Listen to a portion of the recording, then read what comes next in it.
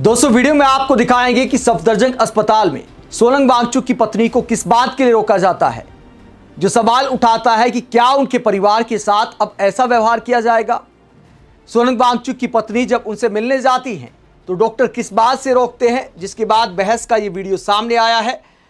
जब सवाल करती हैं सोनम वांगचुक की पत्नी तो डॉक्टर अपनी मजबूरी बताते हुए पुलिस पर क्या बोलते हैं, वीडियो आपको दिखाएंगे। पहले बात करते हैं जिस अंदाज में सोनम वांगचुक को उठाया गया। अभिजीत दीपके ने आरोप लगाया कि गाली गलौज करते हुए उठाकर ले गए पुलिस वाले।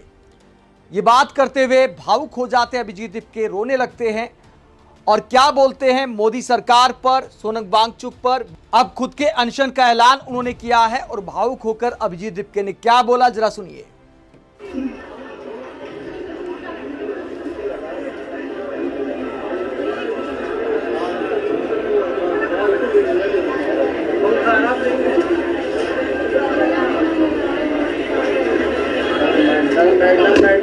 क्या कर रही हो? मुझे करवा दी। तो अभिजीत दीपके काफी देर तक अपने आप को संभालने की कोशिश करते हैं। एक तरह से आप कह सकते हैं कि सोनम वांगचुक के साथ जिस तरह का व्यवहार किया तो उसका असर दिखाई दे रहा है कांग्रेस जनता पार्टी के कार्यकर्ताओं पर, उनके फाउंडर पर। उसके बाद जो बाकी उनके साथी हैं संभालने की कोशिश करते हैं, हिम्मत देने की कोशिश करते हैं।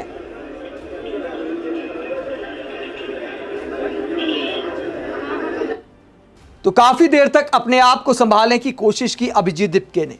उसके बाद चुप होने के बाद, थोड़ा संभलने के बाद क्या बोला, जरा सुनिए। ये सर ने कहा था मुझे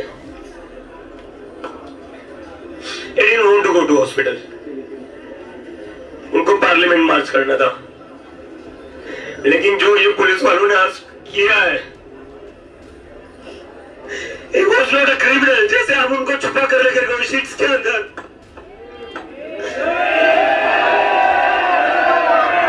अगर आपको उनकी हेल्थ की इतनी चिंता थी, इज्जत से लेकर जाते उनको ऐसे छुपा कर नहीं लेकर जाते आप। अगर आपको उनकी हेल्थ की इतनी चिंता थी तो सोनम वांगचुक को आप यहाँ से इज्जत से लेकर जाते, ऐसे छुपा कर नहीं लेकर जाते आप। शर्म कर लो आप लोग थोड़ी। और अगर अभी सनम सर के बाद में हम इस राइट पर बैठ रहा हूं, लेकिन ये लोग इसको भी तोड़ने की कोशिश करेंगे। अगर ये लोग जंतर मंतर का प्रोटेस्ट तोड़ेंगे, जंतर मंतर को तोड़ेंगे, तो मैं सभी लोगों से अपील करता हूं, ये प्रोटेस्ट हम लोगों का, सिर्फ हम लोगों का नहीं था, ये तो हम सभी के लिए कर रहे थे। अगर जंतर मंतर को ये खत्म कर देते हैं तो देश के हर एक कोने में जंतर मंतर बनाने की जनता की जिम्मेदारी है। इसके बाद देश के हर स्टेट में, हर डिस्ट्रिक्ट में एक जंतर मंतर बना दो और वहां पर वैसे ही प्रोटेस्ट करना जैसे यहाँ पर एक महीने से चला आ रहा था। वहां पर वैसे ही प्रोटेस्ट करना जैसे सोनम सर यहाँ पर खुद सफर करके 20 दिनों से बैठे हुए थे। और जिन जिन लोगों को लगता है कि वो इस प्रोटेस्ट को खत्म कर सकते हैं, हमारी आवाज दबा सकते हैं, उन लोगों को बता दो, अब आवाज दबाइए हमारी।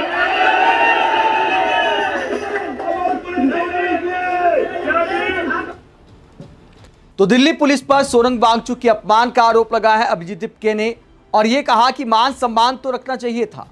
इसके अलावा विपक्षी नेता मोदी सरकार पर तानाशाही का आरोप लगा रहे हैं। यह आरोप लगाया जा रहा है, सवाल किया जा रहा है कि संवाद की कोशिश क्यों नहीं की गई। कम से कम एक आध बार बातचीत का रास्ता खोला होता, एक आध मंत्री को भेजा होता पीएम मोदी ने कि जाकर बात करके आइए, उनकी मांग सुनी जाए, उसके बाद वो क्या मांग रखते हैं, सरकार क्या ऑफर देती है, उसके बाद पुलिस एक्शन होता है। पहले की सरकारों में बातचीत की कोशिश की जाती थी, उसके बाद कोई कार्रवाई की जाती थी। लेकिन मोदी सरकार और दिल्ली पुलिस ने जब डायरेक्ट एक्शन का रास्ता चुना तो अरविंद केजरीवाल इसे लेकर क्या कहते हैं।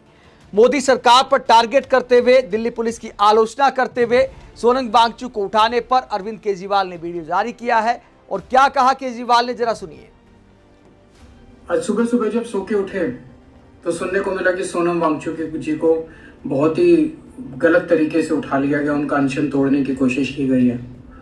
सादे कपड़ों में पुलिस भेज के चारों तरफ से चादर से ढक के उनके साथियों के साथ बदसलूकी बदतमीजी करके धक्के मुक्के मार के उन्हें उठा के अस्पताल में भर्ती करा दिया गया। गांधी जी ने कितने लंबे लंबे फास्ट किए थे, ऐसे तो अंग्रेज भी नहीं करते थे। क्या इसी के लिए हमने आज़ादी ली थी कि एक दिन ऐसा आएगा जब हमारी सरकार हम लोगों के साथ इस तरह से बदसलूकी करेगी? मैं मोदी जी से कहना चाहता हूँ कि ये बच्चे क्या मांग रहे हैं, ये हमारे देश के बच्चे हैं, इनके साथ इस तरह की बदसलूकी करना सही नहीं है। ये बच्चे यही तो मांग रहे हैं कि हमें अच्छी शिक्षा व्यवस्था चाहिए, ये बच्चे यही तो मांग रहे हैं कि पेपर लीक नहीं होने चाहिए, ये बच्चे यही तो मांग रहे हैं कि अच्छी परीक्षा व्यवस्था होनी चाहिए। उस पर ध्यान देने की बजाय सरकार का पूरा फोकस इस चीज पे है कि इनके आंदोलन को कैसे फेल किया जाए, इनके आंदोलन को कैसे डिस्क्रेडिट किया जाए, इनके आंदोलन को कैसे अपमानित किया जाए। मैं मोदी जी से प्रार्थना करता हूं कि ऐसे मत करो, इतना अहंकार मत करो, इतना अहंकार अच्छा नहीं होता। इतिहास गवाह है कि जब जब किसी ने इतना अहंकार किया है उस आदमी का नाश हुआ है। तो अरविंद केजरीवाल मोदी सरकार पर अहंकार का आरोप लगाते हैं।